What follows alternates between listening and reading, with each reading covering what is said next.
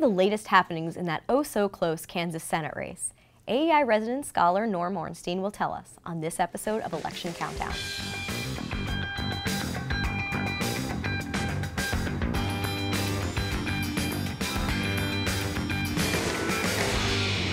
We talked about the Kansas Senate race a few weeks ago, a race in which GOP incumbent Pat Roberts will be facing a tough challenge from independent businessman Greg Orman.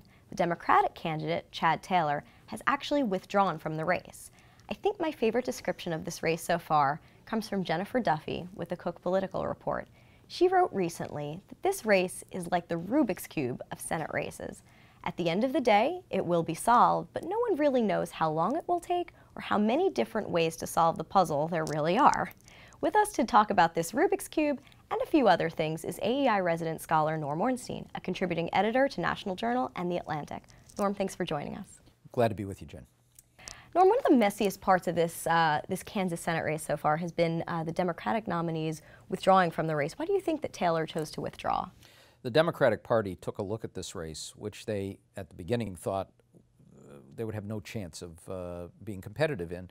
And all of a sudden, they saw a race in which the independent, Greg Orman, could actually knock off Pat Roberts if it were a two-way contest. So they basically leaned on Mr. Taylor, and he withdrew for the good of the party. And now, all of a sudden, in one of the handful of the reddest states in the nation, an independent who might very well caucus with the Democrats is in a position to win. So at minimum, what the Democrats believed is they could at least force Republicans to put a lot of money into this race, and they're doing a lot better than that right now. Yeah. Do you think there will actually end up being a Democrat for Senate on the ballot in Kansas? I doubt very much. As of right now, we're waiting for the final court decision. But the Secretary of State, Republican Chris Kobach, who tried very much to force the Democrats to have a candidate on the ballot and was rebuffed by the Kansas Supreme Court, came back and found a registered Democrat who had standing and said, I deserve as a Democrat to have a candidate on the ballot. But when they held a court hearing on his case, he didn't show. So that makes it very unlikely that we'll see a Democrat on the ballot. And in the meantime, this has been just a horrible few weeks for Pat Roberts, the incumbent, the longtime incumbent, who is now being whipsawed from a number of directions. Not only does he face this attractive independent who's never run for office before, never held office before. Roberts is trying to attack him as a politician, which isn't working too well. But Roberts went after Nancy Landon Kassebaum, a venerated figure in the state, the daughter of Alf Landon, the Republican presidential candidate in the 1930s, a senator herself, the widow now of former Senate Republican leader Howard Baker, tried to get an endorsement, even an ad, and she rebuffed him. And that was followed by a lot of word from Tea Party officials and advocates that they would consider withdrawing their support from Pat Roberts because they don't trust him.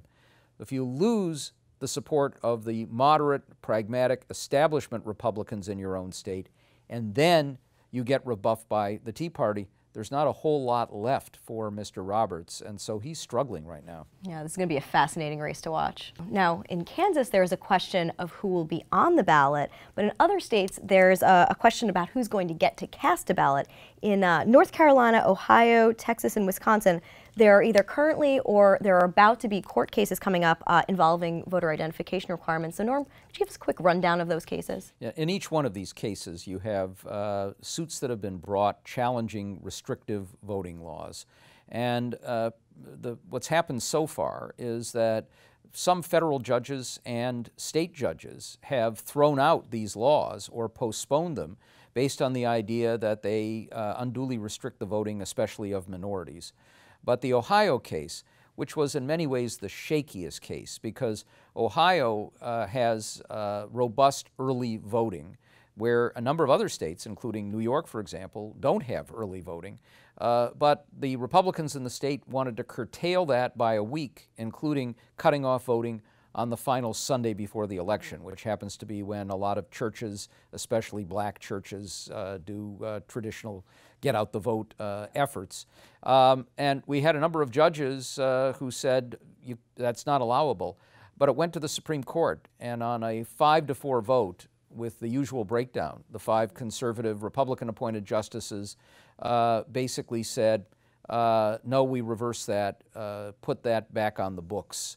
Now, in another case, we had a 3-judge panel of the 7th Circuit reverse another decision and allow to stand a restrictive voter ID law in Wisconsin, which actually went very much against the grain of explicit Supreme Court discussions or instructions that you don't change the election rules right before an election. And absentee ballots had already been printed, and now they're going to have to go back and change them because the absentee ballot said no voter ID required. So we've got that in turmoil, and it's not clear whether it's going to move along. We had a tie vote in the 7th Circuit. That will also be taken to the Supreme Court, and we may see the same happen in these other states. So questions about who will vote, when they can vote, are very much up for grabs in states that are now battleground states. Right, absolutely. And that leads right into my next question. Do you think that one or more of these cases could end up changing the outcomes of elections in these states? I think there's no doubt that as these laws get applied, they could change the outcomes. And in particular, in a state like Wisconsin, where we have a nail-biter in the race for governor, and Scott Walker, a national candidate, could find his ambitions thwarted. The ability to curtail turnout, especially from minorities, could make a real difference. Now, we may also see all the rest of these cases ultimately get to the Supreme Court, and it wouldn't be surprising to find that we have 4 states with restrictive voting laws where the 4 Democratic-appointed justices all say this is not allowable, and the 5 Republican-appointed justices say, oh, yes, it is. We're fine with restrictions. And that adds to the kind of tribal partisan tensions that we have out there and to the characterization of the Supreme Court as being not much different from the political process. Right. It really seems to be breaking down along party lines. Yeah. Another state whose voting we're going to be watching is Colorado, and that's because for the first time, every Colorado voter will be receiving a ballot in the mail. The voters there will also be able to register to vote through Election Day. The Colorado County Clerks Association says that in the last general election, 74% of the state's voters voted by mail. Now, do you think this all-vote-by-mail approach will result in higher turnout? You know, we have very mixed results on that in the research. The states that have done all vote by mail, particularly Oregon, and now it's moved in that direction in Washington, their election officials have been real proselytizers for this, and they've talked about how much it increased turnout. What the results show is if you measure turnout by previous elections, in high-profile elections it hasn't made much difference. In effect, what's happened is habitual voters now find it easier to vote, but if you're not motivated to vote, the vote by mail has not made a huge difference. It has had an impact on very low turnout elections, municipal elections and others, increasing turnout by some proportion.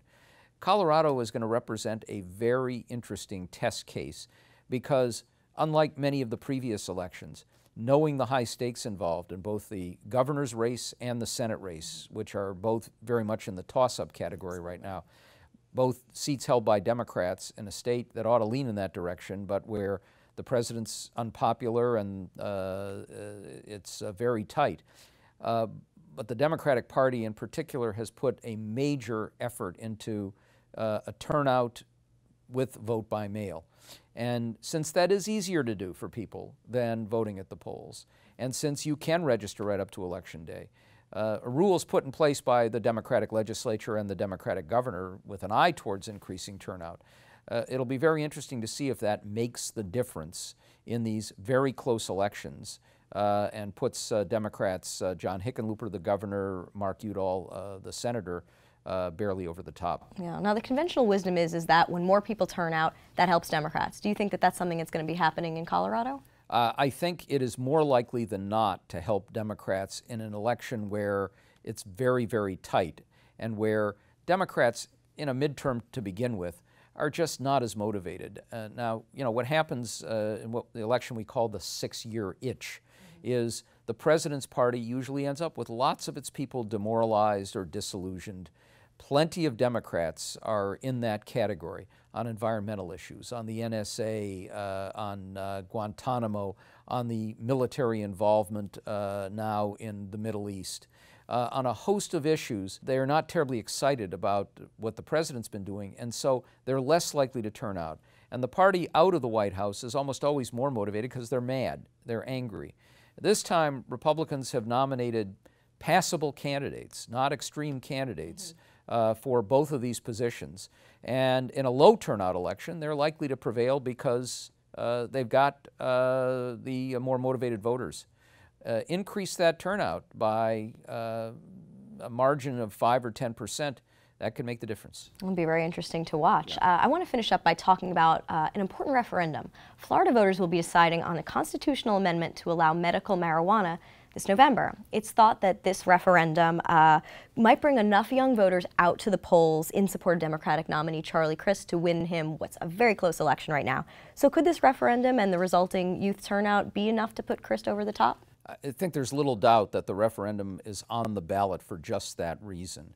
And what's happened in Florida is that this has become a battleground maybe even more intense than the governor's race, because you have staunch, strong opposition to it coming from a lot of people, not just because of a fear of turnout, but because of an anti-drug philosophy that's particularly strong. And it's there for somebody AEI knows very well. Mel Sembler, a longtime member of the board, and his wife and family have been in the forefront of a movement against drugs. They see medical marijuana as a wedge into an expansion of the use and legalization of marijuana, with good reason, as we've seen in other states. And so we've seen an enormous amount of money poured into this referendum. It takes 60% to pass it. The polls had shown that it would pass overwhelmingly. And the question now is twofold. One is whether it'll pass that 60% threshold. The other is whether all of this massive amount of money going in may have an impact on that turnout, might not make it work quite as effectively as Democrats want. And that, of course, will affect more than the marijuana situation. It'll also affect the governor's race and some other high-profile races. Right. Now, recent polls are showing a clear majority in favor of the measure, which indicates that there will be plenty of voters in Florida who support medical marijuana but don't support Charlie Crist. Does Florida have a large libertarian contingent? And if so, who are they casting their votes for governor? They're up for grabs at this point. There is a libertarian contingent.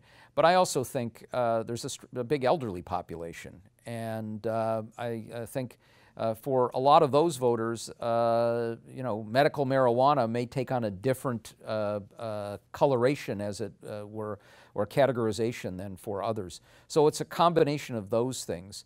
It's less, I think, an attempt by Democrats to get libertarians out, most of whom presumably would be a little bit more Republican in their orientation, much more an effort to get younger voters who traditionally turn out in low numbers in a midterm contest to come out to the polls.